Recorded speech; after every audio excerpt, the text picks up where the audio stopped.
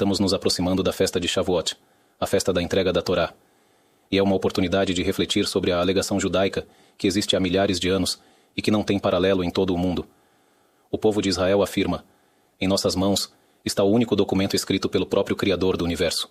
As outras religiões afirmam: é verdade, houve a revelação no Monte Sinai. O povo de Israel recebeu a Torá, mas depois houve acréscimos, mudanças. Porém, o povo de Israel afirma que Deus, vamos dizer isso em nossas palavras simples, não é como um fabricante de carros que, a cada alguns anos diz: tenho uma ideia melhor, quero mudar alguma coisa. O santo, bendito seja, vê e contempla até o fim de todas as gerações. Deus não trocará, nem substituirá sua religião para toda a eternidade. Ele prometeu que jamais substituiria o povo de Israel por qualquer outra nação. Na própria Torá, ele nos conta e nos diz: no futuro vocês cometerão erros, então serão exilados, e depois retornarão à terra de Israel. E mesmo assim, quando estiverem na terra de seus inimigos, eu não os rejeitarei, nem os abandonarei para destruí-los e anular minha aliança com eles, porque eu sou o Senhor, seu Deus. Eu não quebro minha aliança com o povo de Israel. Fiz com eles uma aliança eterna. É como um pai e seus filhos. Eles sempre permanecem ligados, mesmo quando o filho faz algumas tolices ou comete erros, mas pai é pai. Também na Bíblia, há profecias de que o santo, bendito seja, jamais substituirá o povo de Israel, e que a Torá que ele entregou é uma Torá eterna. O último profeta, Malaquias, na última profecia diz: lembrem-se da Torá de Moisés, meu servo, que lhe ordenei em Horeb. Ou seja, nossa Torá é eterna. Mas essa afirmação precisa ser provada. O povo de Israel afirma que possui o único documento entregue pelo Criador do universo, que é o livro da Torá, dado na revelação do Monte Sinai.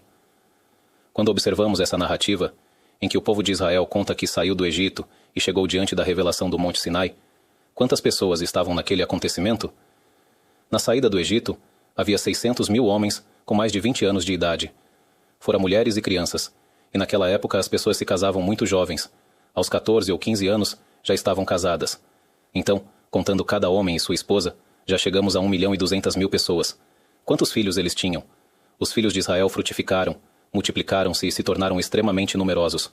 Mas mesmo que você diga que cada família tinha apenas 2 filhos, já dobramos o número. Já chegamos a 2.400.000 pessoas. E além disso, muitos egípcios se converteram e subiram junto com eles. Também uma grande multidão subiu com eles. Um acontecimento gigantesco com milhões de pessoas. Hoje, quando falam de uma manifestação com 100.000 pessoas, todos ficam impressionados. Ali estavam milhões de pessoas na revelação do Monte Sinai. E alguém pode dizer para si mesmo: tudo bem, é isso que está escrito. Mas como posso saber que isso é verdade? Que esse acontecimento realmente ocorreu com milhões de pessoas? Então façamos uma pergunta. Por que outras religiões não ousam afirmar que seu livro de leis foi entregue diante de um povo inteiro? Existem religiões que dizem que seu profeta estava sozinho numa caverna. Então veio um anjo e lhe entregou a revelação. Perguntamos: quantas pessoas estavam lá com você? Por que você conta que estava sozinho? Se Deus quer revelar algo, por que não fazê-lo diante de muitos? Especialmente se ele entregou um livro e depois quisesse mudá-lo, algo que já dissemos não fazer sentido, porque Deus vê o futuro e não diz: cometi erros e quero melhorar alguma coisa. Então, assim como ele entregou o primeiro livro diante de todo um povo, também qualquer mudança deveria ser feita diante de todo um povo. Por que então numa caverna isolada? Vamos ler os versículos da Torá e entender a força dessas palavras. Vamos analisar 2 caminhos de provas de que a narrativa da revelação do Monte Sinai é um fato histórico que não pode ser negado nem implantado artificialmente ao longo da história. Outro caminho adicional é através dos próprios mecanismos de comprovação existentes dentro da Torá. Quando uma pessoa estuda a Torá e entra nas camadas mais profundas dela, já no nível mais simples, é possível se impressionar e perceber que a Torá vem dos céus. Mas quanto mais se aprofunda, mais e mais aparecem as provas racionais e claras de que a revelação do Monte Sinai é um fato histórico e de que o único documento existente no planeta Terra que foi ditado por Deus é a Torá. O santo, bendito seja, dizia as palavras a Moisés, e ele as escrevia palavra por palavra da boca do próprio Deus. Esse é o único livro que o povo de Israel possui dessa forma. Vamos ver os versículos da Torá que falam sobre a revelação do Monte Sinai e refletir sobre o que está escrito ali. E Deus disse a Moisés: eis que eu virei até você numa nuvem espessa, para que o povo ouça quando eu falar com você, e também em você acreditem para sempre. Para ouvir a fala divina, a pessoa precisa ser profeta. O que significa ser profeta? Significa que o corpo da pessoa é tão refinado, tão puro e limpo, e a mente tão santa, sem olhar para coisas impróprias, sem praticar atos contrários à vontade de Deus. Quando aquilo que ocupa a mente da pessoa não é materialismo, dinheiro, prazeres e desejos, mas sim o amor a Deus e a proximidade com Deus. Ela come e bebe porque precisa comer e beber, mas o que realmente lhes interessa é a essência. Uma pessoa que pensa o dia inteiro em como fazer o bem aos outros, em criar instituições de ajuda, em ajudar pessoas, é alguém cuja essência é a bondade. Sua personalidade é uma personalidade de bondade. Já uma pessoa cuja mente está o tempo todo apenas na comida, sua essência é comida. Aquilo em que a pessoa pensa e medita constantemente é o que a ocupa. Essa é sua essência. Uma pessoa cuja essência é a conexão com o Criador do Universo, com a espiritualidade e com a santidade, que cumpre os mandamentos positivos da Torá, toma cuidado para não tropeçar nos mandamentos proibitivos, se dedica ao estudo da Torá de Deus, canta para o Criador, reza, todas essas coisas conectam a criatura ao Criador. Quando o corpo se torna extremamente refinado, houve pessoas que chegaram ao nível da profecia, passando a ter uma capacidade espiritual de ouvir a fala divina. Existe um nível inferior à profecia, chamado inspiração divina. Na profecia, a pessoa ouve Deus falando com ela. Na inspiração divina, a pessoa recebe uma informação e sabe que ela é absolutamente verdadeira, não imaginação. E depois essa informação se concretiza, seja sobre acontecimentos futuros, seja sobre coisas que estão acontecendo em outros lugares. Vou contar um episódio que ouvi do Rabino Yehuda Cohen, diretor da Yeshiva Yekirei Yerushalayim, um judeu, um grande sábio da Torá, um homem muito justo e já idoso. Ele deu uma palestra para os alunos na nossa Yeshiva, Avnei Nezer. Durante suas palavras, ele contou algo com simplicidade. Disse que certa vez esteve com o Rabino Meir Abu Hatzeira, filho do Baba Sali, que, como é sabido, era um homem santo, e existem inúmeras histórias sobre ele. Mas a história que ele contou me impressionou muito, porque foi a primeira vez que ouvimos isso de alguém que podia testemunhar de perto. Ele disse que certa vez esteve com o Rabino Meir, junto com um grupo de rabinos que foram consultá-lo sobre vários assuntos. Um deles perguntou sobre um caso famoso envolvendo o Rabino Meir Abu Hatzeira. Havia uma família cuja filha havia sido sequestrada. O pai foi até o Baba Sali. Ele era um alto oficial da polícia, e sua filha havia sido sequestrada. Isso já aconteceu no fim da vida do Baba Sali. O Baba Sali lhe disse: "Vá até meu filho, o Rabino Meir." Entre os grandes sábios de Israel, quando alguém já está no fim da vida e encaminha as pessoas para outro sábio, isso significa que ele o vê como seu sucessor. Então, ele lhe disse: "Vá até o Rabino Meir." O homem chegou até ele, e o Rabino Meir perguntou: "Como posso ajudá-lo?" Ele respondeu: "Minha filha foi sequestrada." O Rabino Meir disse: "Mas meu pai o enviou até mim." O homem respondeu: "Sim." Então ele disse: "Bem, se meu pai o enviou, tudo bem." E assim conta a história que ficou famosa. Ele abaixou a cabeça sobre a mão, mergulhou em pensamentos profundos, depois levantou a cabeça e disse: "É verdade. Ela foi sequestrada. Espere por ela daqui a 2 semanas, em tal rua, porque nesse dia ela conseguirá escapar durante a tarde. E quando ela sair, não saberá para onde ir. Pegue-a imediatamente e vá embora com ela." E foi exatamente assim que aconteceu. Essa é uma história que se tornou conhecida, mas o Rabino Yehuda Cohen contou que, quando estava lá com outros rabinos, um deles perguntou ao Rabino Meir: "Como o senhor soube que dentro de 2 semanas encontrariam a menina?" E o Rabino Meir, em sua humildade, respondeu: "É mérito dos antepassados." Como quem diz: "Não é por meu mérito, mas pelo mérito dos santos antepassados." O Rabino Yehuda Cohen contou: "Eu fiquei em silêncio. O que eu poderia dizer?" Mas aquele rabino não desistiu. Ele lhe disse: "Mas não apenas os antepassados do Senhor eram santos e justos. Eu também tenho mérito dos antepassados. Então por que eu não consigo?" Ele não disse quem era o rabino, mas contou que o Rabino Meir abaixou um pouco a cabeça, olhou para o chão e então respondeu: "É pelo mérito de guardar os olhos." Ou seja, ali ele revelou a verdadeira resposta. Quando uma pessoa protege seus olhos e mantém um olhar santo, sua mente permanece pura, porque os olhos são o portão de entrada da mente. Então a mente dela fica limpa de tolices. E quando ela preenche a mente com o estudo da Torá, e suas ações seguem a vontade de Deus, ela se santifica. Então consegue perceber coisas que outros não conseguem ver. Mas isso é chamado inspiração divina, não profecia. É um conhecimento que a pessoa recebe e sabe que é verdadeiro, não imaginação. Hoje existem muitas pessoas internadas em diversos lugares que estão convencidas de que possuem inspiração divina. Não estamos falando delas. Estamos falando de uma pessoa que realmente alcançou esses níveis espirituais, e isso é verdadeiro. De qualquer forma, para ser profeta, a pessoa precisa ser pura e refinada. Todo o povo de Israel, na revelação do Monte Sinai, não estava nesse nível. Apenas poucos estavam no nível de profetas. E Deus disse a Moisés: "Eis que eu virei até você, numa nuvem espessa, para que o povo ouça quando eu falar com você." Ou seja, eu vou elevar todos ao nível de profetas, para que escutem minha voz, mesmo que normalmente não sejam dignos disso. Qual era o objetivo? E também em você acreditarão para sempre. Deus disse a Moisés: se eu lhe entregasse a Torá em segredo, numa caverna, e depois você viesse dizer ao povo: Deus me entregou a Torá, o que eles responderiam? Até aquele momento eles podiam comer de tudo. De repente Moisés diria: agora não se come qualquer coisa. Existem regras do que é permitido e do que é proibido. Até então, trabalhavam 7 dias por semana. Agora, no 7º dia vocês devem descansar. Há dias em que você não pode tocar em sua esposa. Todos os 613 mandamentos da Torá. O que o povo diria a Moisés? Você está contando uma história de que Deus lhe entregou uma Torá? Quem disse isso? Por isso Deus disse: quero que todos me ouçam falando com você. Então, e também em você acreditarão para sempre. Assim, quando depois Moisés viesse falar em nome de Deus no deserto, dizendo que agora iriam para tal lugar, depois viajariam para outro, parariam aqui ou ali, o povo saberia que Deus confiava nele, porque Deus jamais confiaria sua mensagem a alguém que distorcesse suas palavras. Mais adiante, pulando um pouco o texto: estejam preparados para o 3º dia, porque no 3º dia Deus descerá diante de todo o povo sobre o monte Sinai. E ele delimitou o povo ao redor, dizendo: cuidem-se para não subir o monte nem tocar sua extremidade. Ele advertiu o povo de Israel: quando a presença divina descer sobre o monte Sinai, vocês não podem tocar no monte. Todo aquele que tocar no monte morrerá. Não era um castigo. Era como se o monte estivesse eletrificado espiritualmente. Ou seja, qualquer pessoa que tocasse nele, exceto Moisés, que tinha um nível espiritual capaz de subir, morreria. Era como cercas de proteção. Não se aproximem. É perigoso tocar o monte enquanto a presença divina repousa sobre ele. E aconteceu no 3º dia, ao amanhecer. Houve trovões e relâmpagos, uma nuvem pesada sobre o monte e um som de chofar extremamente forte. É o mesmo som de chofar mencionado sobre os tempos da redenção final, quando o Messias vier, e também será ouvido um som semelhante em todo o mundo. Não era um chofar físico tocado por alguém, mas um som celestial, semelhante ao de um chofar.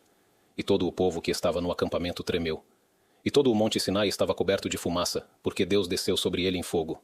Sua fumaça subia como a fumaça de uma fornalha, e todo o monte tremia intensamente. O som do chofar ficava cada vez mais forte.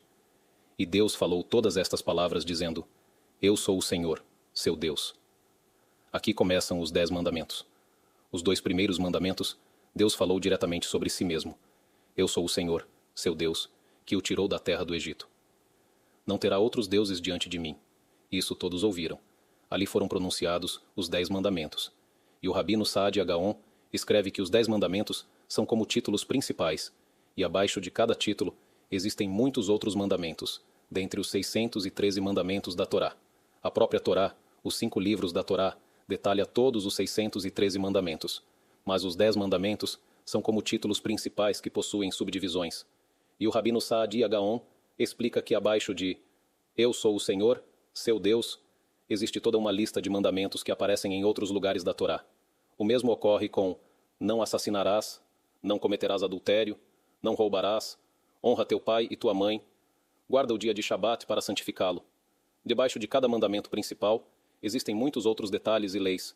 Por isso os 10 mandamentos funcionam como títulos que abrangem todo o restante. Depois que ouviram os 2 primeiros mandamentos, está escrito que o povo de Israel sentiu que não conseguia suportar mais. Então disseram a Moisés: fale você conosco e ouviremos, mas que Deus não continue falando conosco, para que não morramos.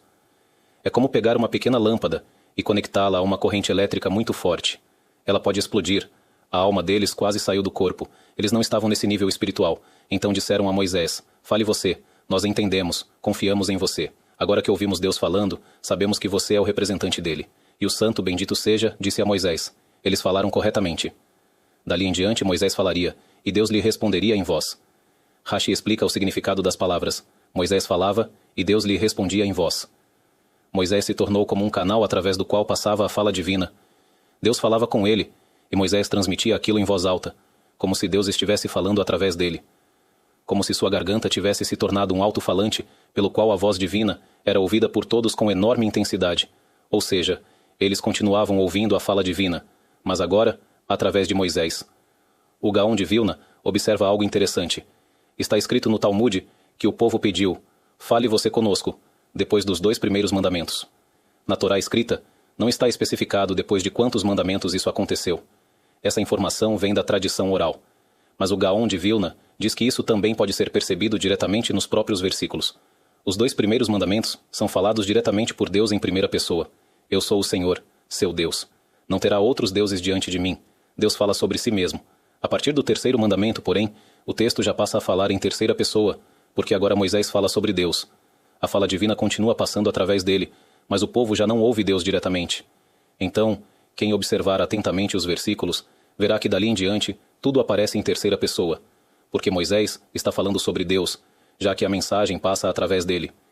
É como se houvesse aqui várias garrafas de formatos diferentes, uma quadrada, outra retangular, uma alta, outra baixa. Você despeja a água dentro delas. A água é exatamente a mesma, mas ela assume o formato do recipiente. Assim também acontece com a fala divina transmitida pelos profetas. Ela assume o estilo de linguagem do profeta que está falando. Por isso vemos que o estilo do profeta Isaías não é igual ao estilo do profeta Jeremias, mas a fala divina é a mesma. Ela passa pelo profeta e assume seu modo de expressão, porém tudo vem do santo. Bendito seja. No Talmud há uma observação interessante. Existe um versículo. A Torá que Moisés nos ordenou é herança da congregação de Jacó. Por que chamamos a Torá de Torá? Por causa desse versículo. A Torá que Moisés nos ordenou, herança da congregação de Jacó. Por que ela recebe esse nome? Porque ela orienta o caminho da pessoa. Ela mostra como viver corretamente, como agir da forma certa, como merecer o bem neste mundo e no mundo vindouro. Mas o Talmud chama a atenção para algo interessante. Normalmente o Talmud não se ocupa muito de numerologia, porque isso pertence mais aos ensinamentos ocultos, enquanto o Talmud costuma lidar mais com o sentido simples das coisas. Porém, há lugares em que ele utiliza esse método quando considera importante destacar algo. Quantos mandamentos existem na Torá? 613 mandamentos. E qual é o valor numérico da palavra Torá? A letra Tav vale 400, Vav vale 6. Já temos 406. Resh vale 200. Agora, 606. Ei vale 5. Total, 611. Então, o Talmud pergunta: por que a palavra Torá soma 611 se existem 613 mandamentos? E responde: a Torá nos foi ordenada por Moisés. Ou seja, 611 mandamentos ouvimos através de Moisés. Mas 2 mandamentos não ouvimos dele. Nós os ouvimos diretamente do próprio Deus. Por isso o versículo diz: a Torá que Moisés nos ordenou.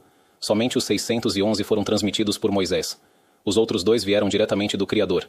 Quando a pessoa reflete sobre a revelação do Monte Sinai, todo o povo via as vozes, os relâmpagos e o monte fumegando. O que significa ver as vozes? Recebemos isso de nossos antepassados, que receberam dos antepassados deles, geração após geração, até chegar àquela geração que esteve lá, onde cada pai dizia ao filho: eu estive lá, eu vi, eu ouvi. Cada palavra que saía da boca do santo, bendito seja, era vista como relâmpagos de fogo formando letras. Eu sou o Senhor, seu Deus. Eles viveram aquela experiência de forma tão intensa que sabiam que ninguém estava enganando-os. E mais ainda, na própria Torá está escrito, naquela passagem antes da revelação do Monte Sinai, que Moisés subiu ao monte. Então Deus lhe disse: desça do monte e avise o povo para não tocar nele. Moisés não entendeu. Ele respondeu: eu já avisei, já lhes disse isso ontem. Então Deus lhe disse: desça, e depois você subirá junto com Arão. Há aqui algo aparentemente estranho, como se Deus não soubesse o que Moisés responderia. Moisés então desceu. E no momento em que desceu, antes mesmo de voltar ao monte, começaram os 10 mandamentos. E Deus falou todas estas palavras dizendo: eu sou o Senhor, seu Deus. Os sábios perguntam: por que Deus fez isso? Porque ele quis que no momento em que dissesse: eu sou o Senhor, seu Deus, nem mesmo Moisés estivesse no monte. Mas Deus não quis constrangê-lo dizendo diretamente: não quero que você esteja aqui. Então disse: desça e avise o povo. Moisés respondeu: já avisei. Então Deus disse: tudo bem, desça e depois suba junto com Arão. O importante era fazê-lo descer. Claro que Deus sabia o que Moisés responderia, mas ele conduziu toda essa situação para que, ao longo de todas as gerações, entendêssemos o motivo pelo qual mandou Moisés descer do monte, para que nunca surgisse nas futuras gerações alguém dizendo: talvez Moisés tenha feito algum truque, talvez ele estivesse no monte falando com uma voz poderosa. Deus disse a Moisés: no momento em que eu disser: eu sou o Senhor, seu Deus, você também não estará aqui. Você estará junto com eles. Assim, todos saberiam que aquilo era absolutamente verdadeiro. Ou seja, o santo, bendito seja, utilizou todos os meios possíveis para que o povo de Israel tivesse certeza absoluta. Por isso, quando Moisés veio depois e lhes disse: a partir de agora a vida muda. Não se come mais certas coisas. Guardam o Shabat. Colocam tefilim. Mesmo sendo difícil mudar hábitos, eles aceitaram tudo, porque sabiam que aquilo era verdadeiro. Agora alguém pode avançar mais um passo e perguntar: espere um pouco. Talvez alguém tenha inventado toda essa história. É verdade. Está escrito que milhões de pessoas estavam lá, Isso impressiona muito, mas talvez alguém tenha inventado essa narrativa há 500 anos. Ou talvez há 1000 anos. Existem várias razões pelas quais é impossível que alguém tenha inventado essa história em algum momento da história. Uma razão simples. Se você disser que foi inventada há 500 anos, o rabino Yosef Karo escreveu o Shulchan Aruch. O santo Arizal viveu há 500 anos. Existem livros, datas, nomes. A Torá já existia antes disso. Então, alguém pode dizer, tudo bem, talvez tenha sido inventada há 1000 anos. Mas há 1000 anos, Rashi já havia escrito seu comentário sobre o Talmud. O Rambam já havia escrito suas obras. Todos conhecem essa história. Há 1500 anos, pouco depois da conclusão do Talmud, já existia a Guemará. Há 2000 anos, a Mishnah já havia sido escrita. A Torá já existia antes disso. Há 2500 anos, chegamos ao final do primeiro templo. Há 3000 anos, chegamos à época do rei David e do rei Salomão. E assim seguimos até a saída do Egito. A saída do Egito ocorreu aproximadamente há 3300 anos. E então, a Torá foi recebida. Existe toda uma cadeia histórica contínua. Nomes, datas, registros. No livro Jornada Rumo à Verdade, por exemplo, há um capítulo inteiro apresentando desde Moisés até os grandes sábios da nossa geração. Geração após geração. Com os nomes de todos, datas de nascimento e falecimento, onde viveram, quais livros escreveram. Temos toda a cadeia de transmissão histórica. Ninguém pode dizer que alguém inventou essa história em algum ponto da história. Além disso, vou ler aqui algo do livro. E mais ainda, é impossível inserir artificialmente na história uma narrativa dessas e pedir que um povo inteiro comece a guardar Shabat, colocar tefilim, observar as leis de pureza familiar, aceitar restrições na alimentação e no preparo dos alimentos, porque imediatamente as pessoas perguntariam ao contador da história: por que devemos acreditar em você? Como é possível que um acontecimento como esse, que segundo você aconteceu diante de todos os nossos antepassados, afinal a própria Torá afirma claramente que a revelação do Monte Sinai ocorreu diante de todo o povo, nunca tenha sido conhecido por nossos pais e pelos pais deles ao longo de todas as gerações até hoje? Porque eles nunca guardaram nem praticaram tudo isso que você agora exige de nós? Porque não estamos falando de uma família isolada que abandonou a religião. Se alguém viesse inventar uma história assim, isso significaria que ninguém no povo de Israel jamais tinha ouvido falar dela antes. Por que alguém aceitaria uma história dessas? Além disso, se alguém tentasse inserir uma narrativa assim na história alegando que houve um acontecimento desses e que ele foi esquecido, há dois problemas fundamentais. Primeiro, ninguém aceitaria uma afirmação dessas, porque ela contradiz o que a própria Torá declara, que ela jamais será esquecida pelo povo de Israel. Existe um versículo na Torá: pois ela não será esquecida da boca de seus descendentes. Ou seja, não se pode dizer, seus antepassados receberam a Torá e a esqueceram. E agora eu estou redescobrindo tudo. A Torá afirma explicitamente que ela nunca será esquecida. O povo de Israel transmitirá a Torá de geração em geração. Pode haver grupos específicos que não conheçam, mas no conjunto do povo de Israel a Torá continuará sendo transmitida para sempre. E além disso, se realmente alguém tivesse inventado essa história em algum momento, hoje nós deveríamos saber disso. Deveríamos saber que houve uma época em que essa história foi esquecida e que muitos anos depois alguém apareceu dizendo que a havia redescoberto e então a divulgou. Ou seja, se alguém tivesse inventado a Torá há 1000 anos, hoje saberíamos que foi daquela época que surgiu a Torá. Saberíamos que há 1000 anos apareceu alguém contando essa história e teríamos registros disso em toda a história posterior até os dias atuais. Portanto, de todos os ângulos possíveis, quando observamos o desenvolvimento histórico, vemos que a Torá foi entregue no Monte Sinai diante de um povo inteiro. É um fato histórico impossível de negar e impossível de implantar artificialmente se realmente não tivesse acontecido. Agora alguém pode perguntar: tudo bem, então a Torá foi entregue a Moisés no Sinai. Mas como posso saber que o Sefer Torá que temos hoje na sinagoga é o mesmo que foi entregue a Moisés? Já passaram mais de 3000 anos. Talvez tenham ocorrido mudanças ao longo da história. E a resposta é simples. Todo aquele que já rezou numa sinagoga sabe o que acontece quando o leitor da Torá, no Shabat, lê a porção semanal. Se em vez de dizer ele, o leitor disser ela, o que acontece? A sinagoga inteira explode em reação. Há lugares em que quase jogariam objetos nele da seção feminina. Como você ousou dizer ela? Está escrito ele. Todos imediatamente corrigem. Ele, ele. Alguém poderia dizer: calma, o homem apenas trocou uma palavra. Por que tanto alvoroço? E o que acontece se o problema estiver no próprio Sefer Torá? Digamos que o escriba, ao escrever a letra da palavra, não tenha prolongado corretamente um pequeno traço, e a letra ficou parecendo outra. O leitor então lê uma palavra diferente. O Sefer Torá se torna inválido. No mesmo instante em que o leitor percebe o erro, é obrigatório fechar o rolo imediatamente. Não se pode continuar lendo nele. A leitura é interrompida naquele ponto. Outro Sefer Torá é retirado, e dentro de 30 dias, o erro precisa ser corrigido. Assim determina a lei judaica. Quando a pessoa vê como o povo de Israel trata um Sefer Torá, entende perfeitamente que, assim como nossos filhos receberão de nós o Sefer Torá que recebemos de nossos pais, nós também recebemos de nossos pais aquilo que eles receberam dos pais deles, geração após geração. Tudo isso que estou dizendo é conhecido ao longo de toda a história. E na nossa geração, isso se torna ainda mais impressionante. Há pessoas cujas famílias vieram do Iêmen, do Marrocos, da Rússia, da Polônia e de muitos outros lugares e chegaram à terra de Israel trazendo seus próprios rolos de Torá. Durante mais de 3.000 anos não existia internet, nem telefone, nem gravações em vídeo. O que seria esperado? Rolos de Torá, escritos durante milhares de anos, em todas as comunidades judaicas espalhadas pelo mundo. Então, todos retornam à terra de Israel. Era de se esperar que encontrássemos dezenas de milhares de diferenças entre um rolo de Torá e outro. Mas você abre um Sefer Torá vindo da Polônia, outro vindo do Iêmen, outro da Pérsia, e tudo é igual. Existem apenas raríssimas diferenças mínimas. Por exemplo, há um lugar na Torá onde aparece a palavra Daka. Alguns escrevem com a letra Aleph, outros com a letra Rei, mas o Sefer Torá inteiro é igual. Como isso é possível? A resposta é simples, porque o povo de Israel sempre soube que este é um livro divino. Você não toca em nada, não muda absolutamente nada. Da mesma forma que recebeu, transmite para a próxima geração. E também quando encontraram os manuscritos nas cavernas de Qumran, encontraram textos bíblicos de mais de 2.000 anos atrás. Na época do final do Segundo Templo, pessoas fugiram de Jerusalém e passaram a viver naquelas cavernas próximas ao Mar Morto. É possível ver esses manuscritos no Museu de Israel. Também colocamos imagens deles no livro de arqueologia bíblica. E o que vemos? O mesmo Sefer Torá, que temos hoje, é o mesmo Sefer Torá que eles tinham. O mesmo aconteceu com os tefilim encontrados lá. O professor Yigal Yadin talvez nem fosse um homem religioso, mas escreveu um livro inteiro sobre os tefilim de Qumran. Ele escreve com enorme admiração. O mundo inteiro mudou nesses 2.000 anos. Como é possível que os tefilim não tenham mudado? Tefilim quadrados, pretos, com as mesmas passagens da Torá. Santifica para mim todo primogênito. E acontecerá quando Deus te trouxer. Ouve, Israel. E acontecerá se ouvirdes. Exatamente as mesmas passagens que colocamos hoje. Eles examinaram até o couro usado.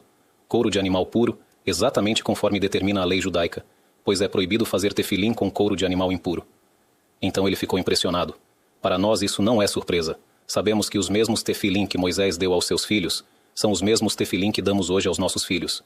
Não existe diferença. É verdade que existem diferenças de costumes e discussões que surgiram ao longo das gerações dentro do povo de Israel. Mas elas sempre estão nos detalhes pequenos, nunca nos fundamentos. Nos fundamentos, todo o povo de Israel sabe que Pessá dura 7 dias, de tal data até tal data. Todos sabem que em Pessá não se come pão fermentado. Todos sabem que se deve comer matzá. Depois aparecem diferenças nos detalhes menores. Há comunidades que comem arroz e outras que não comem. Todos sabem que, depois do abate de um animal, é necessário examinar seus pulmões conforme a lei judaica, para verificar que ele não seja considerado impróprio. Às vezes o animal, no campo, pode engolir um prego ou algo parecido, e isso causa um furo no pulmão. Se houver um furo no pulmão, o animal é considerado impróprio para consumo. Então, quando abatem um cordeiro ou uma vaca, segundo a lei judaica, examinam cuidadosamente os pulmões de cada animal. Sopram neles para verificar se não existem furos. Aliás, isso também é mais saudável, porque evita animais com certos tipos de doenças. Alimentação kosher e saúde sempre caminham juntas. Isso é aceito por todo o povo de Israel. Depois existem diferenças mais específicas. Por exemplo, existe algo chamado sirá, no pulmão. Não é exatamente um furo, mas uma aderência. E aí existe diferença entre os costumes sefarditas e ashkenazitas. Para os sefarditas, se houver essa aderência, o animal é considerado impróprio. Já entre os ashkenazitas, existe o costume de permitir em certos casos. Por isso, quem vem das comunidades orientais deve comprar carne identificada como glat, não apenas kosher. Existe diferença entre as expressões. Carne glat significa que o pulmão está completamente liso, sem nenhuma aderência. Se estiver escrito apenas kosher, no caso de carne bovina, não aves, isso pode indicar que não é glat. Daí vem a palavra glat, pulmão perfeitamente liso. Mas tudo isso são diferenças apenas em certos detalhes específicos. Nos fundamentos, todo o povo de Israel sabe. Existe Shabat. Existem leis do Shabat. Assim, a mesma Torá que guardamos hoje, temos absoluta tranquilidade de saber que é exatamente a mesma Torá entregue a Moisés no Sinai. Até aqui vimos um caminho de prova. Quando refletimos profundamente, percebemos com clareza que essa Torá foi dada pelo Criador do Universo. É uma Torá dos céus. Não é possível inventar uma história dessas. Existe ainda um segundo caminho, muito forte por si só. Dentro da própria Torá, existem mecanismos de prova que demonstram que esse livro não poderia ter sido escrito por um ser humano. Existe um mecanismo de prova que já era utilizado pelo Rabi Akiva há 2000 anos. Na época dele, ainda não existiam muitos exemplos, mas hoje, com o avanço da ciência, existem incontáveis exemplos. A ciência presente na Torá prova que ela vem dos céus. Existem conhecimentos científicos que os seres humanos jamais poderiam saber por conta própria, a menos que viessem daquele que criou o universo. Vamos pegar um exemplo. Também aqui no livro Jornada Rumo à Verdade, página 96. Como é sabido, a Torá nos diz que não podemos comer todos os animais do mundo, apenas determinados animais específicos. Quais são os sinais de pureza nos animais terrestres? Quais animais podemos comer? Animais que ruminam e possuem casco fendido. Casco fendido significa, como a própria Torá descreve, casco partido completamente. Ou seja, não é como o casco de um cavalo fechado atrás, mas sim dividido de ponta a ponta. Quem já viu a pata de um cordeiro, de uma ovelha ou de uma vaca, percebe claramente que o casco é realmente dividido até o fim. Esse é o primeiro sinal. O segundo é ser ruminante. Ruminante significa que o animal come o alimento uma segunda vez. No caso da vaca, por exemplo, ela possui 2 estômagos. Primeiro, ela arranca a comida e a coloca num compartimento onde ainda não ocorre digestão. O alimento fermenta, depois volta à boca, ela mastiga novamente e só então o alimento desce para o estômago digestivo, onde é realmente digerido. Existem animais que ruminam de maneiras um pouco diferentes, mas o princípio é sempre o mesmo. O alimento é mastigado 2 vezes. No livro A Revolução, existe um capítulo inteiro explicando os diferentes tipos de ruminação. De qualquer forma, esses são versículos da Torá que todos conhecem. Esses são os sinais de pureza. Por isso, por exemplo, não comemos cavalo, zebra, burro ou camelo, porque eles não possuem os sinais completos de pureza. Vamos ler os versículos da Torá. A Torá primeiro estabelece as regras gerais e depois cita 4 animais específicos, afirmando que eles são os únicos em todo o mundo que possuem apenas um dos sinais de pureza. Por isso ela adverte: mesmo que você veja um sinal de pureza, não coma, porque falta o outro. Os versículos dizem: porém destes não comereis, dentre os que ruminam e dentre os que possuem casco fendido. O camelo, porque rumina, mas não possui casco fendido. Ele é impuro para vocês. O camelo realmente rumina. É possível vê-lo mastigando novamente o alimento. Ele possui os sistemas digestivos necessários para isso. Mas observe seus cascos, diz a Torá. Ele não possui casco fendido, portanto, é proibido comer. E o coelho da rocha, porque rumina, mas não tem casco fendido, é impuro para vocês. E a lebre, porque rumina, mas não tem casco fendido, é impura para vocês. A mudança na forma das expressões possui detalhes profundos que os sábios explicam, mas queremos focar aqui no princípio principal. A Torá afirma que, entre todos os animais do mundo, existem apenas 2 possibilidades. Ou o animal possui os 2 sinais, rumina e tem casco fendido, ou não possui nenhum dos 2. Isso é um dado zoológico ligado à estrutura biológica dos animais, exceto por 4 exceções: camelo, lebre e coelho da rocha. Eles ruminam, mas não possuem casco fendido. E o 4º caso é o porco. Ali ocorre o contrário. E o porco, porque possui casco fendido, mas não rumina, é impuro para vocês. O casco do porco é dividido como o de um cordeiro, porém ele não rumina. Então a Torá está afirmando algo extraordinário. Quem escreveu a Torá está na prática dizendo: verifiquem. Claro que a Torá não foi dada como livro de zoologia. Ela está ensinando leis, o que é permitido comer e o que é proibido. Mas implicitamente, ela está dizendo algo muito maior. E devemos lembrar, a Torá foi dada há mais de 3.000 anos. Naquela época, ainda não conheciam o continente americano, onde foram encontrados inúmeros animais desconhecidos. Também não conheciam a Austrália, onde existem muitos outros animais únicos encontrados nas florestas e regiões selvagens. Hoje, já conhecem praticamente todos os animais terrestres. Talvez ainda existam alguns insetos minúsculos que não descobriram, mas os animais terrestres já são conhecidos. Vamos ler a linguagem do Sifrei, um ensinamento escrito há cerca de 2.000 anos. Disse o Rabi Akiva, que foi mestre do rabino Shimon Bar Yohai, autor do Zohar. Acaso Moisés era caçador ou zoologista? Caçador significa alguém que caça animais. Zoologista seria o equivalente moderno a um pesquisador de animais. O Rabi Akiva pergunta: como Moisés poderia saber disso? Se Moisés tivesse escrito a Torá por conta própria, como ele saberia exatamente quais animais existem no mundo inteiro? E o Rabi Akiva conclui: daqui temos uma resposta para aqueles que dizem que a Torá não vem dos céus. Quem lhe disser: a Torá não é divina? Pergunte: então como ele sabia disso? O Rabi Akiva disse isso há 2.000 anos. Hoje essa prova é ainda mais forte, porque desde então descobriram a América, a Austrália e praticamente o mundo inteiro. E vemos claramente que realmente não existem outros animais além desses descritos pela Torá. Agora pensemos numa pergunta lógica. Uma pessoa inventando uma religião, falsificando uma religião, teria coragem de inserir dados científicos tão específicos assim? Por que se complicar? Afinal, ele é apenas um ser humano. Não sabe tudo o que existe no mundo. Por que arriscaria afirmar algo que, no futuro, poderia ser desmentido por uma única descoberta de animal diferente? Bastaria alguém encontrar uma nova espécie e dizer: tudo é falso. Você mentiu? Enganou todo mundo. Somente o Criador do universo não teme isso.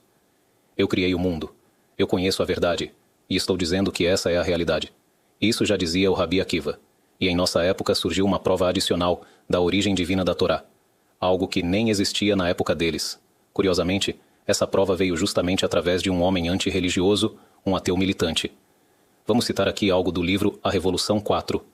No ano de 1686, 2 pesquisadores escreveram um livro chamado A História dos Peixes, no qual listaram todas as espécies de peixes conhecidas pela ciência naquela época. Eles chegaram ao número de 400 espécies. Ou seja, naquele tempo a ciência conhecia 400 espécies de peixes. E quantos conhecem hoje? Em outubro de 2010, foram publicados os resultados de uma enorme pesquisa submarina realizada ao longo de 10 anos, com custo de 650 milhões de dólares. Foi a maior pesquisa submarina da história. Participaram 2.700 cientistas de 670 institutos de pesquisa ao redor do mundo, em 540 expedições com submarinos, navios e embarcações, tudo para descobrir peixes e criaturas marinhas que até então eram desconhecidos pela ciência. Eles mergulharam, encontraram novas criaturas, fotografaram, classificaram e deram nomes científicos em latim. Ao final dessa pesquisa, o pesquisador australiano que liderava o projeto publicou os resultados. A ciência atualmente conhece 16.764 espécies de peixes. Eu nunca teria sabido desse estudo se não fosse justamente aquele ateu militante que publicou um panfleto tentando atacar a religião. Foi ele quem trouxe esses dados. Não vou citar seu nome. Era uma pessoa problemática. Disseram-me inclusive que hoje ele está preso por ter abusado dos próprios filhos. Então já não causa mais problemas. Mas naquela época, ele distribuía pequenos panfletos com ideias ateias, dentro de sinagogas em Bnei Brak, tentando fazer os estudantes de Yeshivá abandonarem a religião. Ele tinha essa obsessão de lutar contra a fé.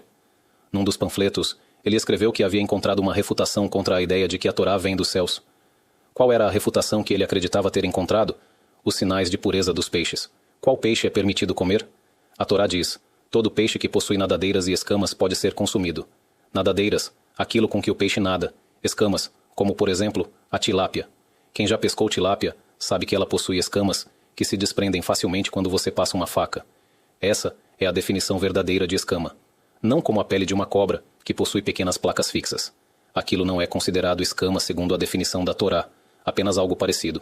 Escama verdadeira é algo removível. Então, se o peixe possui nadadeiras e escamas, é permitido comer. Se não possui, é proibido.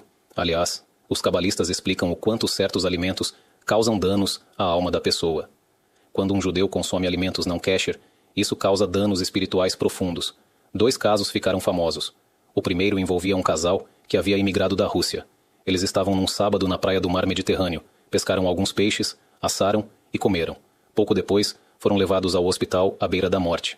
Descobriu-se que haviam pescado um peixe aparentemente inocente, mas extremamente perigoso, o baiaco.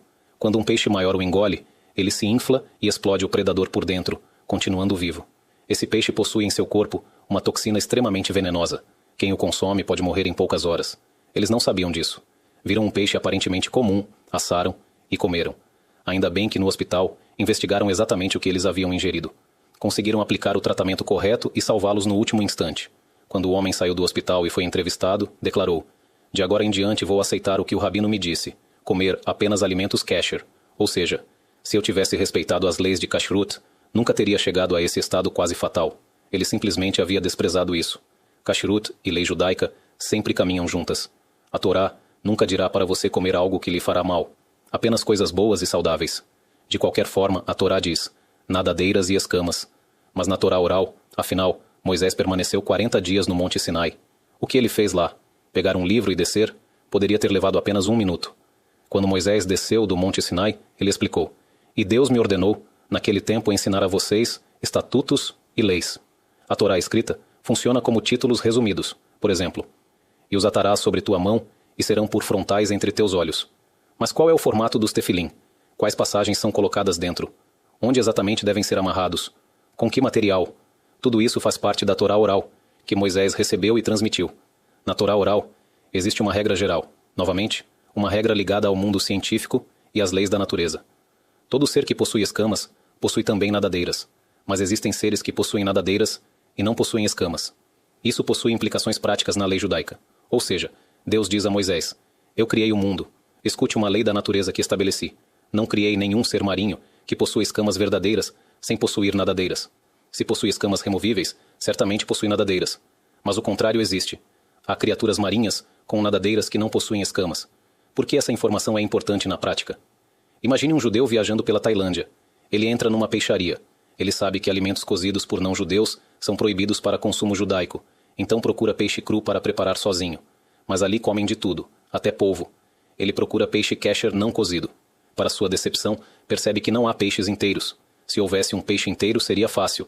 Verificaria se possui nadadeiras e escamas, compraria, cozinharia e comeria. Mas ali existem apenas caixas cheias de cubos de peixe crus já cortados. Não dá para identificar de qual peixe vieram. Então ele percebe que, em uma das caixas, há pedaços de peixe com escamas que se desprendem facilmente. Ele pode comprar, cozinhar e comer? Sim, pode. Mas ele não viu nadadeiras. Talvez aquele peixe não tivesse nadadeiras. A resposta é: não existe tal possibilidade.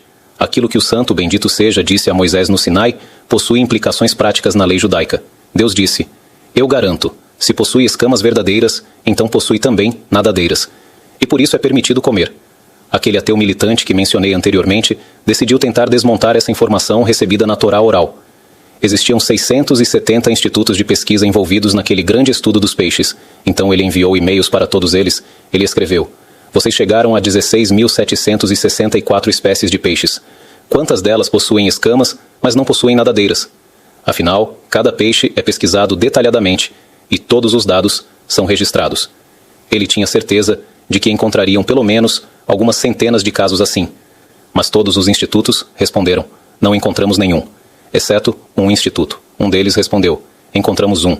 Disseram que havia uma criatura marinha chamada Monopterus cutia. Essa criatura possui escamas e não possui nadadeiras. Imediatamente ele publicou um panfleto e distribuiu em todas as sinagogas e yeshivot de Bnei Brak. Destruía a Torá. Havia estudantes de yeshivá de 16 anos, completamente assustados. Foram até o rabino Yaakov Segal e perguntaram: Rabino, como isso é possível? A Torá não sabia disso? O rabino sorriu e respondeu: o santo bendito seja não erra. Como aquele homem queria provar que tudo era verdadeiro, ele havia incluído nos panfletos os próprios e-mails e as fontes da pesquisa. O rabino Segal disse: ele enviou perguntas, então eu também enviarei. Mas como se estuda Talmud, não superficialmente. Então enviou aos pesquisadores uma série de perguntas detalhadas. 2 delas eram essenciais. Primeira: o que significa exatamente o nome Monopterus cutia? Segunda: o que vocês querem dizer quando afirmam que ele possui escamas? Essas escamas se desprendem? A resposta veio: Monopterus cutia significa, em tradução literal, uma nadadeira. Ou seja, ele possui uma nadadeira localizada perto do pescoço, com a qual nada. E sobre as escamas responderam: não, elas não se desprendem. São apenas estruturas parecidas com escamas, como as de uma cobra. O que se descobriu? Que peixe ele havia encontrado? Exatamente o oposto do que ele queria provar. Um peixe que possui nadadeira, mas não possui escamas verdadeiras. E isso é exatamente o que recebemos de Moisés no Sinai. Todo aquele que possui escamas possui nadadeiras. Mas existem criaturas que possuem nadadeiras sem possuir escamas. Ou seja, ele encontrou justamente o segundo tipo, exatamente como a Torá oral já havia afirmado. O rabino Segal publicou depois um artigo sobre isso, e concluiu com a frase: esse ateu veio amaldiçoar e acabou abençoando. Ele trouxe uma das maiores provas contemporâneas de que a Torá vem dos céus. Quem de nós sairia agora, enviando e-mails para centenas de institutos científicos no mundo inteiro? Foi ele quem fez todo o trabalho e acabou nos trazendo uma prova adicional de que a Torá é divina. Dá até vontade de agradecer pelo esforço que ele fez. O tempo já está avançando, mas ainda assim, vamos tocar em mais um mecanismo, dentre os mecanismos de prova existentes na Torá. Existe algo chamado Códigos da Torá. É algo impressionante por si só. Somente os códigos da Torá, do ponto de vista científico, já demonstram que é impossível um ser humano ter escrito esse livro. O Rambam escreve que a Torá é como o projeto arquitetônico de toda a história e de todo o universo. Tudo o que existe no mundo, tudo o que acontece, precisa estar codificado na Torá. Assim como num projeto arquitetônico, se existe uma janela no prédio, é porque ela já existia no projeto antes da construção. Da mesma forma, se você existe no mundo, sua existência precisa estar codificada na Torá. Tudo o que acontece está lá. A Torá já existia antes da criação do mundo, escrita como uma sequência contínua de letras, sem espaços entre palavras, fogo negro sobre fogo branco, e o mundo foi criado a partir da Torá. Os sábios dizem: Deus olhou para a Torá e criou o mundo.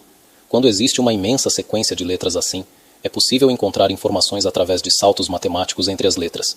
Isso já foi escrito pelo Ramak, o rabino Moshe Cordovero, um grande cabalista. Mas antigamente era impossível revelar isso. Hoje existem computadores, inseriram todas as letras da Torá no computador e começaram a descobrir coisas impressionantes. O assassinato de Yitzhak Rabin apareceu codificado 2 anos antes de acontecer, porque o único lugar em que o nome Yitzhak Rabin aparece em saltos matemáticos na Torá, com intervalos de milhares de letras entre uma e outra, é atravessado pela frase: o assassino que assassinará seu próximo. Então, o professor Eliyahu Rips e o jornalista americano Michael Drosnin enviaram uma carta sobre isso 2 anos antes do assassinato. Eu perguntei ao professor Rips se isso era verdade, e ele respondeu que sim. Eu mesmo vi a carta que Michael Drosnin enviou quando nos sentamos juntos diante do computador. Segundo o professor Rips, que faleceu recentemente, um verdadeiro gênio da matemática, por cujas palestras no exterior pagavam valores enormes, é estatisticamente impossível que um ser humano tenha inserido artificialmente dentro da Torá todos esses dados e detalhes, e não apenas palavras isoladas. Ele afirma que os dados aparecem sempre ligados ao contexto correto da passagem bíblica, envolvendo pessoas, acontecimentos, doenças, tratamentos e inúmeros outros detalhes. Segundo ele, isso só pode vir do Criador do Universo. Ou seja, para ele, apenas os códigos da Torá já constituem uma prova de que ela vem dos céus. Eu lhe perguntei: a Torá possui muitas letras. Existem outros livros muito longos também. Talvez seja possível encontrar coisas parecidas neles? Ele respondeu: você acha que eu não verifiquei isso? Ele pegou o livro Guerra e Paz, de Lev Tolstói, que possui aproximadamente o mesmo número de letras da Torá, e fez os testes também nele. Ele disse: você encontra uma palavra aqui, outra ali, mas não existe comparação. Ele analisou tudo cientificamente. Mas esse já é um assunto inteiro à parte. Agora existe um terceiro mecanismo de prova, além das informações científicas da Torá e além dos códigos, as profecias que se cumpriram. Isso sozinho já seria suficiente para demonstrar que a Torá vem dos céus. Há inúmeros exemplos, mas como o tempo está avançando, talvez peguemos justamente um exemplo mais curto, um exemplo que mostra o controle do Santo, bendito seja, sobre as forças da natureza. Todos conhecem o mandamento: 3 vezes por ano, todo homem aparecerá diante do Senhor, Deus de Israel. Quando o templo sagrado existia, 3 vezes por ano todos os homens de Israel, exceto os doentes, subiam a Jerusalém. Até policiais, soldados, todos subiam a Jerusalém. Agora imaginem, um rei ordena ao seu povo: 3 vezes por ano vocês abandonam tudo e vêm até mim na capital. O povo perguntaria: você não é o único rei do mundo. Existem países vizinhos. Se não houver soldados nas fronteiras, se as casas ficarem abandonadas, imagine que a esposa não consiga viajar com o marido e fique sozinha com os filhos em casa. Isso seria extremamente perigoso. Quem escreveu a Torá continua com as seguintes palavras: e ninguém cobiçará a tua terra quando subires para aparecer diante do Senhor, teu Deus, 3 vezes ao ano. Ou seja, não se preocupe, não haverá guerras, ninguém fará nada contra você. Quem poderia assumir um compromisso desses? Uma pessoa inventando uma religião, falsificando uma Torá, teria coragem de fazer uma promessa assim? E ainda mais, isso era conhecido publicamente.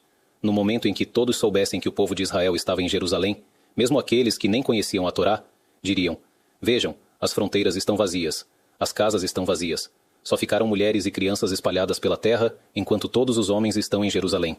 Essa é a oportunidade perfeita para atacar. Mas Deus promete: não se preocupe, ninguém cobiçará a tua terra. O primeiro templo existiu durante 410 anos, o segundo templo durante 420 anos. Temos testemunhos daquela época. Conta-se sobre um homem que esqueceu de trancar as portas de sua casa antes de subir a Jerusalém para a peregrinação das festas. Naquela época, as portas tinham argolas metálicas onde se colocavam fechaduras simples, primitivas, em comparação com as de hoje. Mas ainda assim havia fechaduras. Ele esqueceu de trancar. Chegou a Jerusalém e, quando voltou, encontrou uma cobra enrolada nas argolas da porta de sua casa. A cobra permanecia ali, de forma que qualquer pessoa que se aproximasse tivesse medo de tocar na porta. Dos céus protegeram sua casa, disse o rabino Pinhas. Havia 2 irmãos ricos em Ashkelon. Eles tinham vizinhos não judeus muito maldosos. Esses vizinhos diziam: quando será que esses judeus irão para Jerusalém, para que possamos pegar tudo o que eles têm? Planejavam saquear a casa deles quando subissem para Jerusalém, porque sabiam, mesmo sem conhecer profundamente a Torá, que todo ano, nas festas, eles deixavam suas casas e viajavam com toda a família para Jerusalém. Chegou o período da peregrinação e eles subiram. Então o santo, bendito seja, enviou anjos com a aparência exata daqueles irmãos, e essas figuras eram vistas entrando e saindo das casas deles. Quando os irmãos retornaram de Jerusalém, distribuíram presentes que haviam trazido para seus conhecidos. Os vizinhos perguntaram: onde vocês estiveram? Eles responderam: em Jerusalém. Quando vocês foram? Eles responderam com a data. E quando voltaram? Responderam novamente. Então os vizinhos disseram: Bendito seja o Deus dos judeus, que nunca os abandonou e nunca os abandonará. Mas nós vimos vocês aqui. Como poderiam estar em Jerusalém? Eles haviam visto figuras semelhantes a eles, sombras, aparências humanas, mas não eram realmente eles. Vamos pegar também o exemplo do ano sabático Bia Shemitah. Vale a pena mencionar isso rapidamente. E Deus falou a Moisés no Monte Sinai, dizendo: Naqueles 40 dias em que Moisés esteve no Sinai, Deus lhe disse: Fala aos filhos de Israel e diga-lhes: Quando entrarem na terra que eu lhes dou, a terra descansará um descanso para Deus. Durante 6 anos semearás teu campo, mas no 7º ano haverá um descanso absoluto para a terra. Teu campo não semearás, e tua vinha não podarás. Será um descanso completo para a terra. Agora vamos tentar entrar na mentalidade de um povo inteiro. O líder chega e anuncia isso. E precisamos lembrar: a principal economia daquela época era baseada na agricultura. Então ele lhes diz: Durante um ano inteiro vocês vão parar de trabalhar a terra. O que todos gritariam imediatamente? O que vamos comer? O que significa parar completamente a agricultura? Se você me disser uma semana, tudo bem. Um Shabat, tudo bem. Mas um ano inteiro?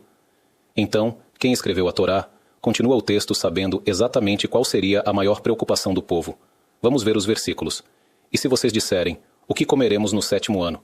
Afinal, não semearemos, nem recolheremos nossa produção. Agora, observem a resposta. E pensem se algum ser humano ousaria assumir um compromisso desses.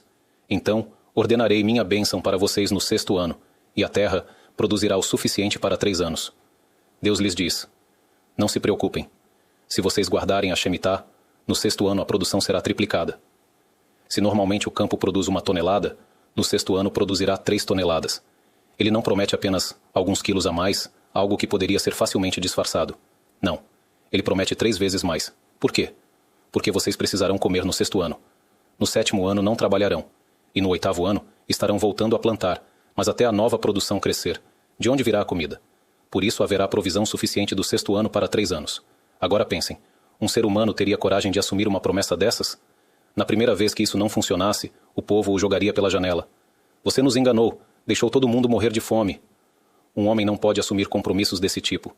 E o mais impressionante é que hoje a Shemitah possui status rabínico, não bíblico. O mandamento bíblico completo da Shemitah se aplica apenas quando todo o povo de Israel vive na terra de Israel. Quando nem todo o povo está na terra, a obrigação existe por decreto rabínico. Mesmo assim, qualquer pessoa que conheça agricultores religiosos deveria conversar com aqueles que guardam a Shemitah. As histórias que contam hoje são impressionantes, mesmo sendo uma obrigação rabínica e não bíblica plena. Vou contar um caso que aconteceu num ano de Shemitah. Não lembram se foi o último ou o anterior. Naquela época, houve um ano em que o preço do ferro disparou absurdamente. Mesmo pequenas quantidades de ferro passaram a valer muito dinheiro.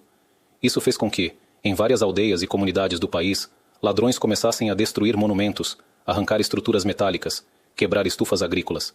Qualquer lugar onde houvesse ferro. Eles destruíam tudo, causavam enormes prejuízos e depois vendiam o metal pelo peso.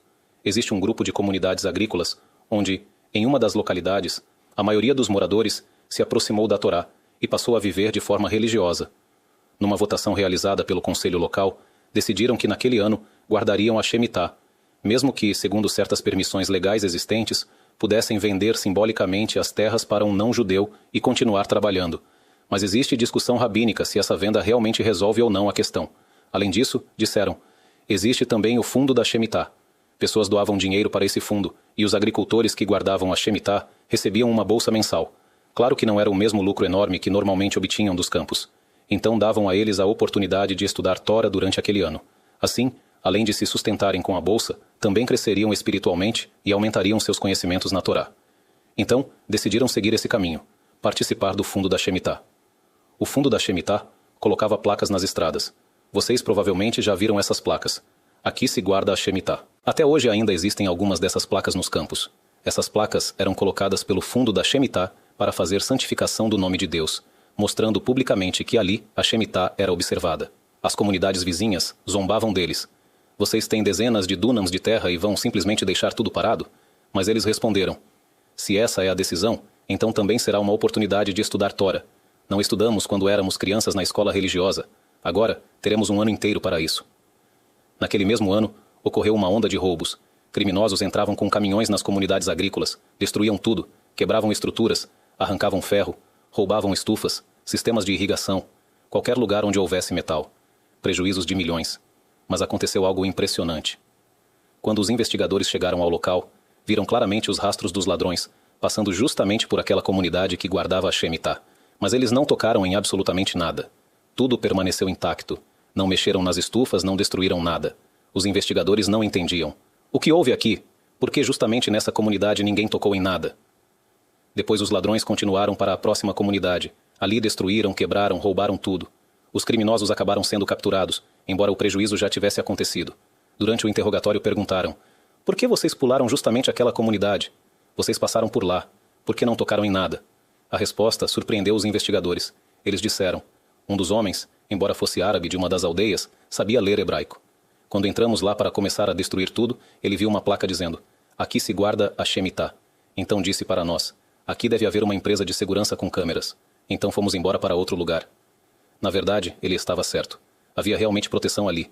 Mas era uma proteção vinda dos céus. E naquele lugar não houve nenhum dano. Existem ainda muitas outras histórias assim. Se tivéssemos tempo, poderíamos continuar por muito mais. Resumindo tudo, todos nós devemos ter orgulho da nossa Torá e do nosso judaísmo. Devemos também ensinar os outros e aproximar todos com amor e fraternidade.